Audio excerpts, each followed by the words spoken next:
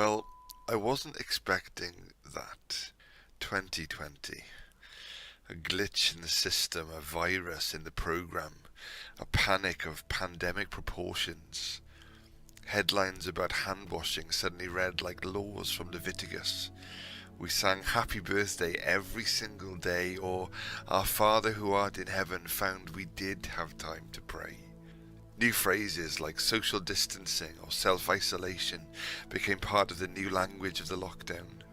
New tools like Zoom, Meet and Teams seemed to point the way forward for a new way of working, except it wasn't working. Not for everyone. We rushed to gather at our front doors to applaud the frontline workers. We greeted delivery people like long-lost heroes and soldiers. We learned again to queue in lines or simply took our lives online for a while. And we had to learn to be church without churches, to serve without services, to meet without meetings, to build without buildings, to spread the passion that's inside us without further spreading a virus. And at a time like we've never known, but with a hope more contagious than corona, could we still be infectious with good news for the alone, the afraid, those swept aside by this wave? Forced to stop going to church or doing church, can we learn to be the church? Like a mask across our mouths, our messages muzzled, we puzzled how to preach, but there's not a single thing in all creation that could silence our King's speech. The heavens declare his glory, his promise emblazed across the skies, and his cross tells the story of a love that won't stay silent. So what about you? What has this God been saying to you? Beneath the panic and the pressure, what are you hearing? Beyond the naysayers and the noise, what is that still small voice still saying to you?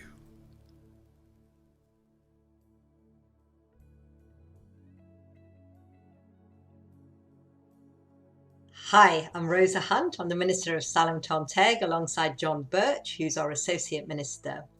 What has God taught us during lockdown? Whoa, well, we could go on for a long time. I could talk about Food Bank, but I'm not going to, even though Food Bank's been the most amazing thing our church has done during lockdown. I want to talk about discipleship, because one thing I didn't expect to happen at all was that lots of WhatsApp groups were set up. And so what's happening now is I record my sermon and I put it online, and people just chat about that sermon in the WhatsApp groups and how it affects their lives. And we just didn't have that level of engagement, I think, with the Bible before lockdown. And these WhatsApp groups are people from all over, they're not just church members. So this is fab.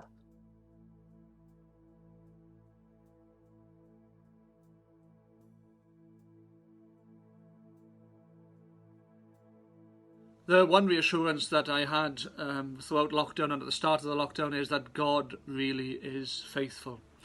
I feared for High Street Baptist Church here in Merthyr Tydfil at the start of lockdown. I feared that we wouldn't open our doors again. We were a very small congregation with no technology in place to record and live stream our services. But through prayer and reflection and focusing on this year's Mission to Wales verse was, see, I am doing a new thing, and God did a new thing for High Street. He enabled me and the church to connect with people in ways that we hadn't connected before. We started recording reflections, we did some live services, we invited other ministers to come and record reflections before, and we reached so many people. Over 250 views each Sunday from people here in Merthyr Tydfil, across the valleys, across the Wales, but also further afield in the USA as well. And I believe that there's more to come. Yes, we're in difficult times, we're in difficult seasons, but we trust that God continues to be faithful. We trust that God will get us through this and make his churches stronger than they were before lockdown.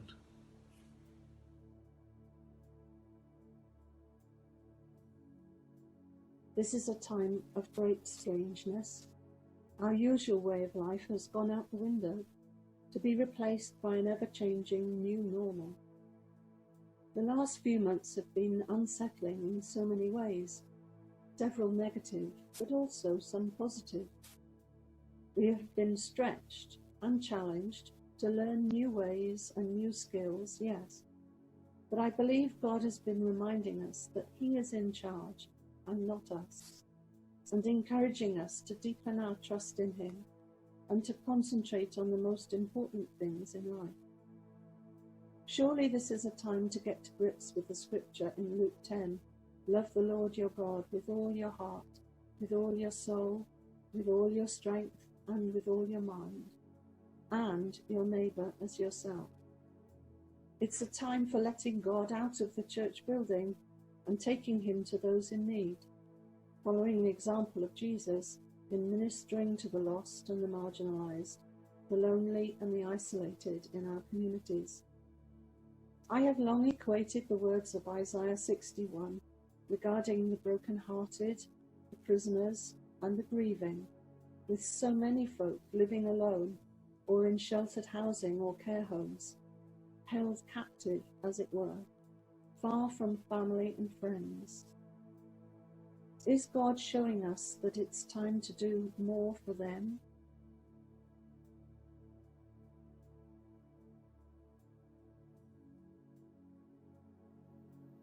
Hello, Rob Beamish here in Colwyn Bay. God's been teaching me about what it is to be content in Him in the present moment. My experience of ministry has often been about focusing on what has happened in the past and processing that, all my hopes and dreams for what the future's going to be. But with all that's happened, we've had to be in the present moment. And God has been reminding me of what it is simply to worship Him, to be at peace in Him, to give thanks for each and every day with my family and with the blessings that I've received from Him, and to be content that I serve a sovereign God who holds the future. And I might have lots of plans, but actually my call is to be close to Him and to stay close to Him and be in His presence. That's my call, and the call for the church too. And yes, there's lots of different things we can be doing, but actually we're called first and foremost to be with Him.